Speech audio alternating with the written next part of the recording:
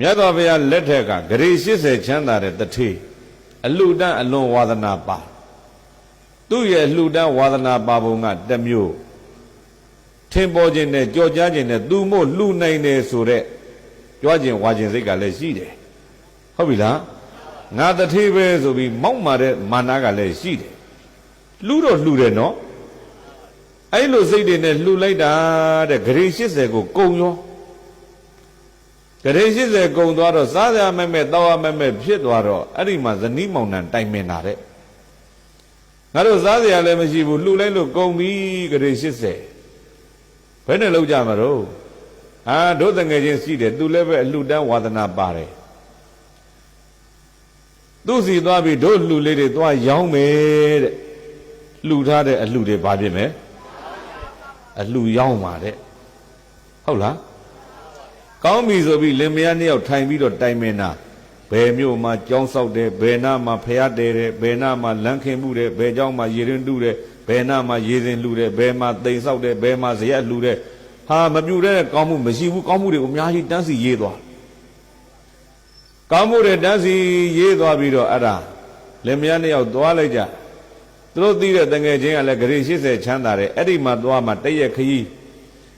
လမ်းလျှောက်ပြီးတော့သွားလိုက်တာနေ့တဝက်ကျိုးတော့ပြိသိတစ်ပင်တပင်အောင်ထိုင်ပြီးတော့ပင်ပန်းနဲ့ကွာညနေဆောင်ရောက်တော့မှာပဲခဏနားကြအောင်ဆိုပြီးတော့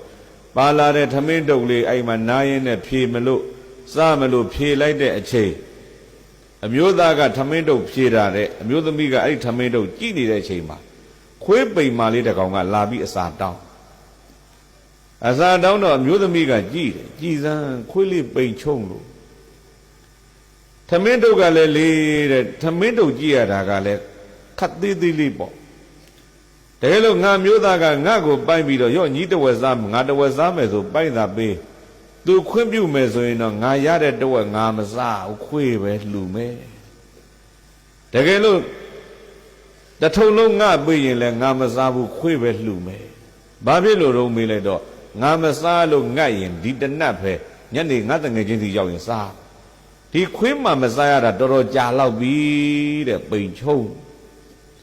အမျိုးသားကဖွင့်လိုက်တော့ဟာသမင်းကလည်းနည်းနည်းလေးကိုင်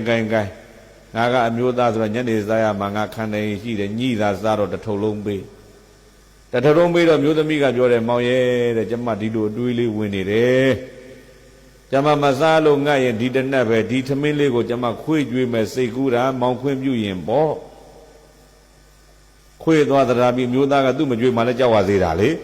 ခွင့်ပြုရင်ပေါ့လို့ပြောလိုက်တော့အမလေးခွင့်ပြုပါတယ်ငါလည်းညီးကသာငါပြန်ပေးငါလည်းအဲ့ဒီခွေးကြွေးမလို့စေတနာတွေဖြစ်နေတာစေတနာသွားတူတာနော်ဟာဒါဆိုကောင်းပြီဆိုပြီးစိတ်တူစေတနာတူနဲ့အဲ့ဒီခွေးလေးကိုသမင်းတွေလှူကြခွေးလေးစားတာကြည့်ပီတိတွေဖြည့်ပြီးတော့နေကြအဲ့ဒီကနေရှေ့ဆက်ခရီးသွားညနေဆောင်တော့တငယ်ချင်းစီရောက်တငယ်ချင်းစီလည်းရောက်ကြရောပြိသိဘာဖြစ်တုံးဆိုတော့ဟိုကမေးတယ်ဟာတငယ်ချင်းတို့ဘာလုပ်လာကြတော့ဘာလုပ်လာတာနောက်မှမေးပါကွာအယောင်းဝင်နဲ့လာတဲ့သာမှတ်လိုက်တော့တို့ထမင်းကျွေးစားဗိုက်စားလို့ဆိုထမင်းကျွေးထမင်းစားလို့ပြီးတော့ဘယ်တော့မင်းတို့ကထမင်းစားလို့ပြီးရောင်းမဲ့ကုန်ပစ္စည်းကဘယ်မှာတော့ဟာဆိုတော့စာရွက်ကြီးထုတ်ပြဟင်ဒါမင်းတည်ထားတဲ့ဖရာတွေကြောင်းတွေတစောင်းတွေပြတ်တတ်တယ်ငါနဲ့ဘာဆိုင်လို့ဒီအလှတွေလာရောက်တာပဲဟောဗျာအလှရောင်းတယ်မကြဘူးမကြဘူးဒီတကကြားဘူးဆိုတာမှတ်လိုက်ကွာအလှမင်းဘယ်လိုလုပ်ရောင်းမှာတော့ဒီလိုလုပ်မယ်တဲ့ချိန်ဝင်တစ်ခုကိုလဲကောင်ချိတ်တယ်ပြီးတော့တစ်ဖက်ကငွေထက်တစ်ဖက်ကကုသိုလ်ထက်ကုသိုလ်နဲ့ငွေညီတဲ့အချိန်ဟာဒါမင်းတန်ဖိုးဖြတ်တာပေါ့ကွာ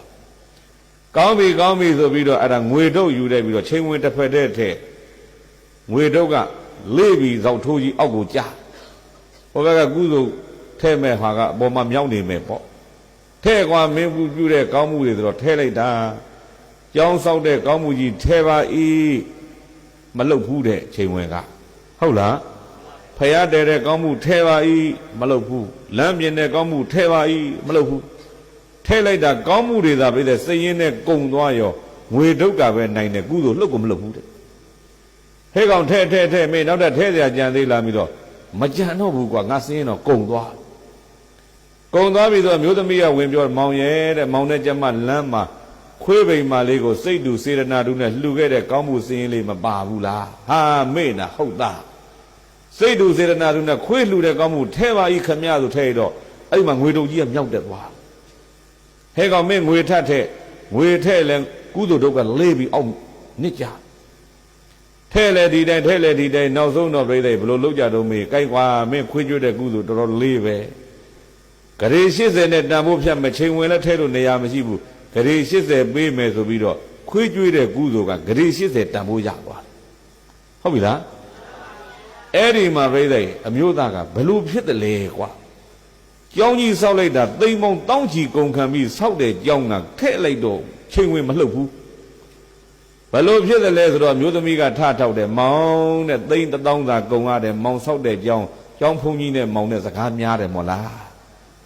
ဟုတ်တယ်ကွာငါဆောက်တာဆောက်ရတာစေတနာမပါဆောက်ရင်းနဲ့ဘုန်းကြီးကတစ်မျိုးငါကတစ်မျိုးဟုတ်လားကျောင်းသာစုလဲရတယ်ပြိဿအဲ့ဒီအလှမှာဘုန်းကြီးနဲ့ရန်ဖြစ်ပြီးစေတနာပြတ်သွားဘူးတဲ့ဗျာဒါဆိုရင်ဖယားတဲတဲ့ကောင်းမှုကြဘယ်နဲ့တော့အဲ့ဒီတော့ကလည်းရှင်ဂောပကနဲ့စကားများတာပဲဒါဆိုလမ်းလူတဲ့ကောင်းမှုကြီးလမ်းလူတော့လဲရှင်ပဲအဲ့ဒါကြောက်လို့သာလှူရတာလှူခြင်းစိတ်စေတနာမပါဘူးဆိုဟောပြုလိုက်တဲ့ကောင်းမှုတွေလှူဝဲဝတ္ထုကကြီးကြီးမားမားကြီးတွေဒါပေမဲ့စေတနာနဲခဲ့ဘာနဲခဲ့တယ်ခွေးလှူတဲ့ကောင်းမှုကြပြိဿထမင်းတုပ်ကလေးကတစ်တစ်လေးဘာအားကောင်းခဲ့ညောင်စီလေးလောက်လှူတော်လဲဘာလောက်ရစေတနာကိုပြောတာညောင်ပင်ကြီးလောက်လှူပေမဲ့ဘာလောက်ကလေးရစေတနာကိုပြောတာသူတော်ကောင်းတို့